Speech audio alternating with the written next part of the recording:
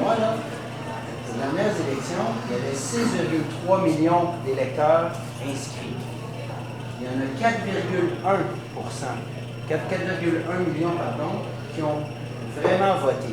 Donc, il y a 2,2 millions personnes qui sont restées à la maison. Sur 6 millions, là, c'est effectivement, on arrive à une participation de 66 précisément un tiers. Ça distorsionne complètement les résultats électoraux si nous étions en proportionnel, une forme de proportionnel. Évidemment, ça donnerait un avantage, puis un intérêt aux gens d'aller exercer leur vote en se disant mon vote peut réellement faire une différence au global et au total, parce que la CAQ n'a pas eu 41% de 6,3 millions. La CAQ a eu 40% de 4 millions. Faites après ça la réelle légitimité de ce gouvernement-là en termes de statistiques, ça est beaucoup moins. 16%. C'est pour ça qu'on dit que vous êtes meilleur que moi en calcul mental, merci. Je suis plus mental. C'est pour ça qu'on dit que la réforme de mode de scrutin, c'est pas une coquetterie. C'est pas un caprice de parti d'opposition. C'est un réel moteur de motivation pour que les gens sentent que leur vote, leur X, là, déjà faire un X au cadran, ça se peut que tu ne te sens pas super impliqué, là, si tu ne participes pas plus. Mais en disant que ton vote peut réellement faire une différence, moi je pense qu'on amènerait plus de gens à aller voter. Puis ça changerait les bonnes vieilles tactiques de division, sachant que dans tel comté, je vais plutôt taper sur tel adversaire, puis favoriser un adversaire, parce que je sais que ça va me permettre de passer. C'est plus ça. Moi je pense qu'il faut vraiment travailler sur l'auto-participation. Puis j'étais chroniqueur, c'est quelque chose qui me préoccupait. Et je trouve que c'est scandaleux qu'on se contente d'un taux de participation de 66 dans une société. Je trouve ça scandaleux qu'il y ait au moins un tiers des gens qui restent à la maison. Et je les comprends, je ne les juge pas, je les comprends.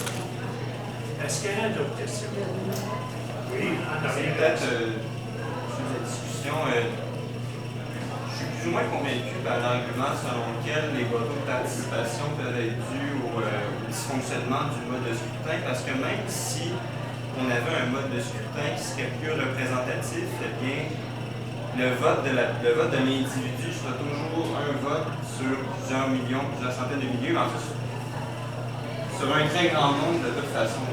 À ce compte-là, il y a certains billets de prix qui offrent une meilleure chance de succès que le vote. Puis je me dis, rendu là, les taux de participation qu'on voit aux élections, je suis moins sûr que c'est dû au mode de scrutin, mais plutôt que le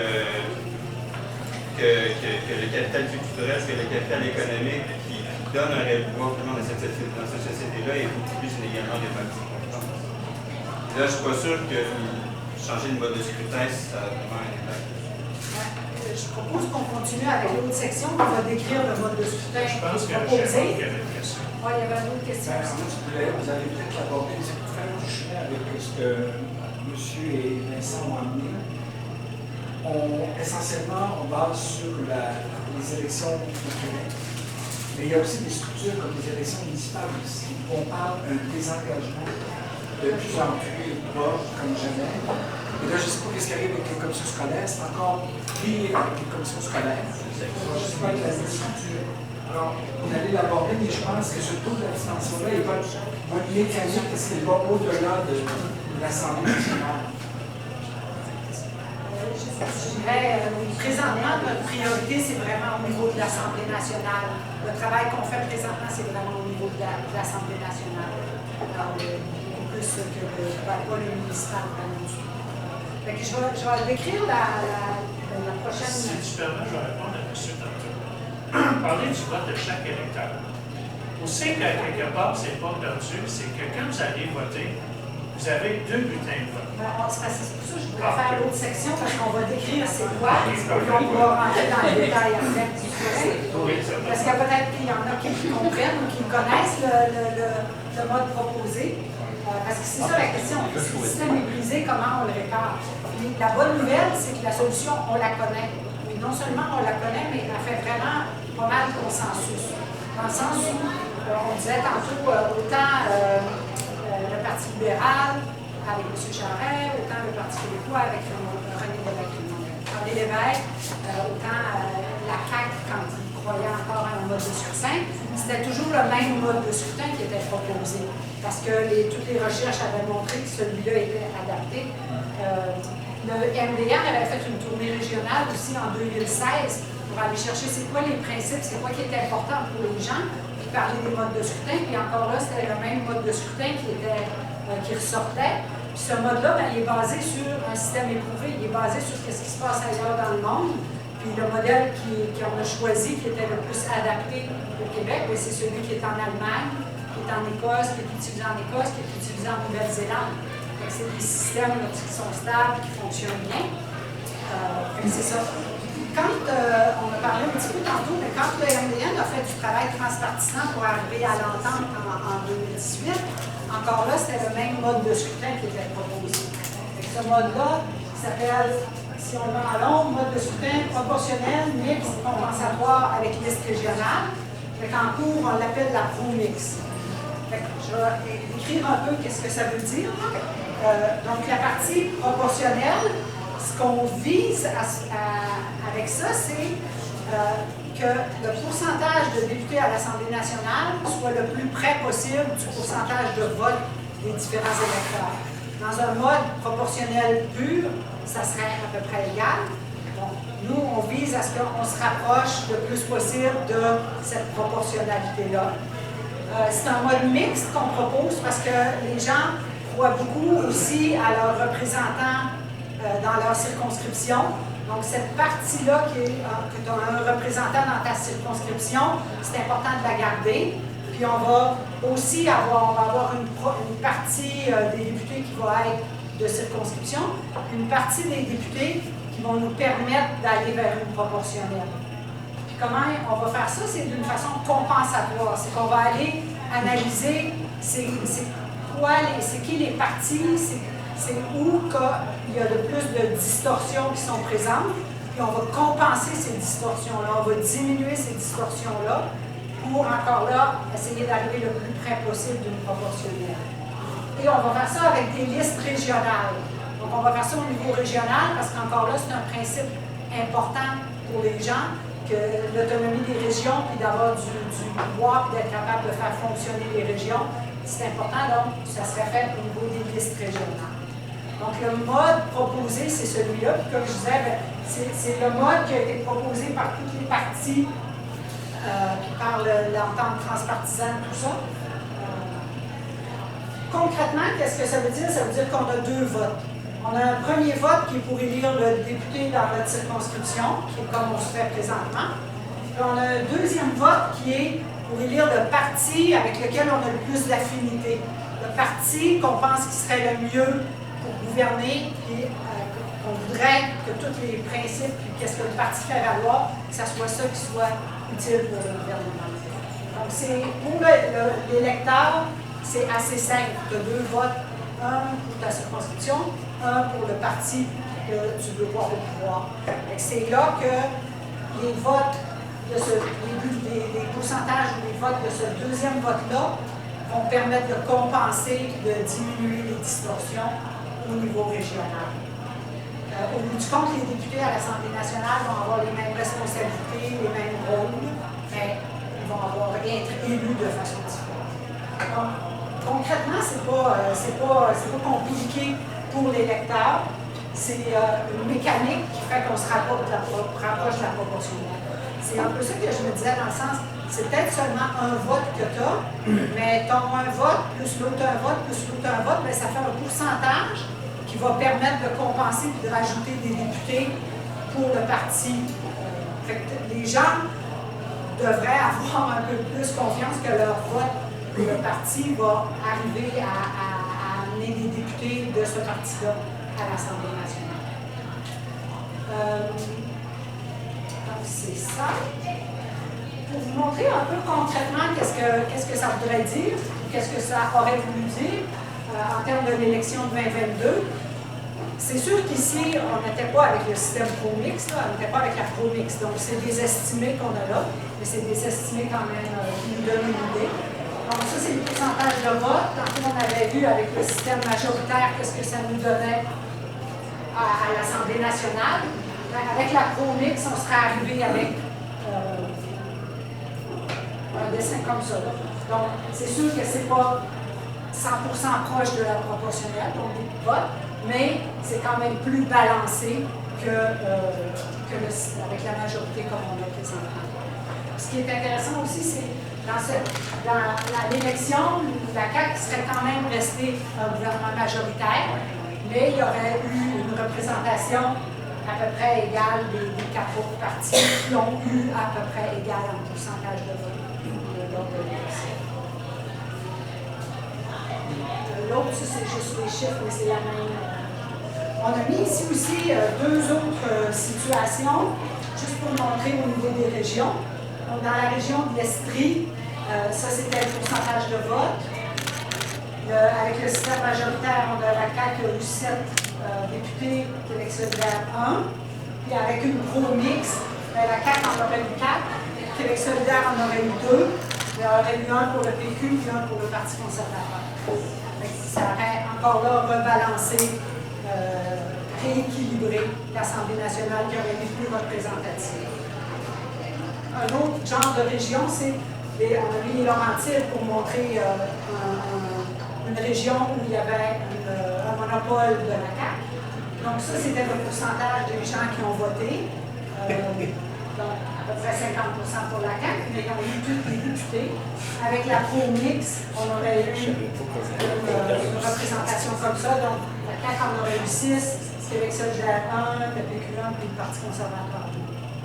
Donc, dans ce sens-là, je reviens un peu, comme on disait, les gens de la région qui ont voté, le 50% à peu près qui ont voté pour d'autres, il y en aurait eu au moins un pourcentage qui aurait eu un représentant de Québec solidaire dans la région. Il y aurait eu un du PQ puis un du Parti conservateur.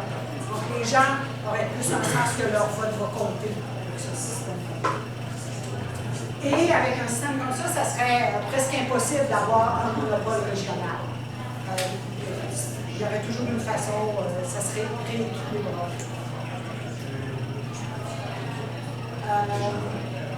En quoi, si j'essaie de juste résumer, en quoi la publique serait mieux, ben ça permettrait que chaque vote compte, puis on aurait une Assemblée nationale plus représentative. Il y a toutes sortes de raisons, comme on l'a discuté, mais c'est un système plus mature. La majorité il y a plus que 100 pays qui utilisent des systèmes proportionnels pour leurs élections. C'est inspiré de systèmes, comme je disais, stables comme l'Allemagne, l'Écosse, tout ça. C'est un système plus mature aussi dans le sens où ça fait en sorte d'élever le débat, de permettre des débats et des discussions peut-être plus constructives. Puis qui vont être bonnes pour le long terme. Ça amène des lois qui ont vraiment été construites, votées en tenant compte des différentes perspectives et pas seulement en tenant compte d'une perspective d'un parti.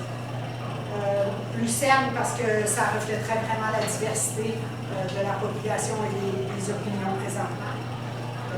Puis, à quelque part, ça valoriserait le rôle des députés aussi. Puis, au bout du compte, comme on dit, que chaque voix compte, que ce soit plus juste. Avant de prendre les questions, je vais revenir juste de commentaires, si tu permets. 2 avantages qu'on verra au sein de la proportionnelle, parce qu'en mode, le gouvernement en mode proportionnel fonctionne par l'impression du gouvernement majoritaire, il est vraiment majoritaire. Ça veut dire, après l'élection, le directeur général des élections va prendre le parti qui a plus de vote, va dire, OK, c'est toi qui es le combien. Maintenant, il faut que tu négocies avec les autres partis pour créer un gouvernement majoritaire. Donc, ça crée des gouvernements de 2 ou 3 partis. Donc, un des avantages. On se souvient qu'il y a eu un parti à un moment donné qui est arrivé et qui nous a imposé une austérité et qui n'était pourtant pas dans son programme électoral. Sans le temps proportionnel, quand M. Charest avait l'austérité, l'autre parti qui arrêtait avec lui pour créer le gouvernement avait dit tu ne l'as pas proposé. Si tu arrives avec ça, moi je débarque de ton gouvernement, donc automatiquement, son gouvernement serait tombé caduc. Donc, à quelque part, ça fait comme un chien-garde pour éviter que celui qui est rendu premier ministre sort un appel du chapeau. Deuxième avantage que ça vous donne, c'est que vous avez des députés proposés de région, ça vous donne 2 députés pour vous représenter. C'est-à-dire, supposons tomber dans une région et que le député qui est de votre comté, quand vous demandez quelque chose et ne correspond pas, vous avez l'impression de ne faire pas de job, vous allez aller voir le député régional. Donc, quelque part, ça vous donne 2 possibilités de 2 personnes pour vous représenter, 2 députés pour vous représenter. Maintenant, est-ce qu'il y a des questions? Oui, monsieur. Tantôt, tu avais la slide 2022, le système roaming versus maintenant. Fait que là, c'est 70 quelques % cap, ça a été 52, 53 pour quelqu'un de cynique comme moi, là, en quoi est-ce que c'est meilleur qu'il y ait 100% du pouvoir à 72 ou 52 Dans les 2 cas, il y a 100% du pouvoir. Dans les 2 cas, il y a 100% du pouvoir. Dans ce cas-là, ça serait arrivé encore un système majoritaire. C'est pour montrer que ça se pourrait un gouvernement majoritaire dans ce système-là aussi. Mais la plupart du temps, ça serait plus comme des gouvernements de coalition, donc il faudrait qu'ils tiennent compte des autres. Exactement, parce que le monsieur va avoir le droit, il peut arriver en proportionnel et avoir un vrai gouvernement majoritaire. Il y a un vrai gouvernement majoritaire en mode de scrutin proportionnel, c'est-à-dire que vous avez obtenu 50% des votes plus 1. C'est ça, là. Mais je pourrais-tu ajouter un petit mot?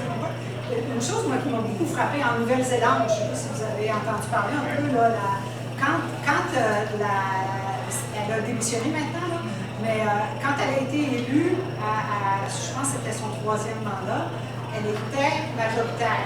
Puis là, elle est arrivée et elle a dit « Moi, je trouve que ça fonctionnait mieux quand on avait toutes les perspectives autour de la table. » Fait qu'elle a décidé de continuer à former une coalition avec d'autres partis qui étaient présents à la table, même si elle avait eu la majorité. Pour dire que cette façon de fonctionner-là, ça ne va peut-être pas du jour au lendemain, mais c'est une façon différente de penser à le gouvernement. Je m'excuse, je suis d'accord que c'est mieux, là, mais c'est quoi le pourcentage de chances qu'on ait des gouvernements qui n'ont pas 100% des voix, mais qui sont quand même en haut de 50% des sièges dans un système de police? C'est rare. C'est dur. C'est rare. C'est un des problèmes pour ça. Dans le dernier cas aussi, l'autre chose, c'est sûr que ça, c'est des estimés, là, comme les gens n'ont pas voté avec ce système-là en tête. Donc, les gens ont voté avec l'idée que la CAQ était tellement en avance et tout ça. Puis, il y a beaucoup de gens, comme on disait tantôt, qui n'ont pas été votés. Fait que, ça va t'amener une réflexion différente sur ta façon de voter en ayant un système différent aussi. La réalité, si on regarde dans les différents pays, c'est très rare qu'il va y avoir un gouvernement majoritaire avec un système mix. C'est ça. Et ça va aussi nous débarrasser de la maudite manie des votes stratégiques. À vous, monsieur. Excuse-moi. Je voulais juste dire, c'est indicateur. Les données qu'on a actuellement sont fondées sur le vote stratégique. C'est-à-dire que les données qu'on a, ce sont des données de vote stratégique. Alors, si le système était mis en place, c'est sûr que ces données-là ne seraient pas les mêmes. C'est évident, parce que ceux, mettons, qui disent « moi, je veux rien savoir d'une politique, mettons, de Québec solidaire de gauche », ils vont voter parmi les autres options, celles qui vont leur permettre de gagner. Parce qu'il y a plusieurs distorsions cognitives possibles, comme « moi, je veux faire partie des gagnants, donc je veux voter pour ceux qui gagnent, je veux que mon vote compte, etc. » Toutes des choses qui font partie du vote stratégique et aussi de la stratégie, on va dire, psychologique, cognitive derrière chaque voteur. Donc, c'est sûr que les données qu'on a là sont totalement distordues, non seulement pour la représentativité, mais en tant que telle aussi, parce que les gens voteraient pas pareil si on avait un mode différent. Donc, ces données-là, je disais à 75% versus 51, les chances que ce soit 51 sont très minces parce qu'ils sont basés sur une estimation, une projection ou une transformation des données qu'on a actuellement. Justement, c'est qu'il faut qu'on arrête de voter contre pour apprendre à voter pour. Parce que présentement, on vote tout le temps « Ah, lui, j'aime pas faire, je vote contre ». Là, il faut arriver et commencer à voter pour. Moi, je crois que c'est ce parti-là qui représente mon idéologie, ma pensée, ma philosophie. Donc, il faut apprendre à voter pour nos choix. Est-ce qu'il y a d'autres questions?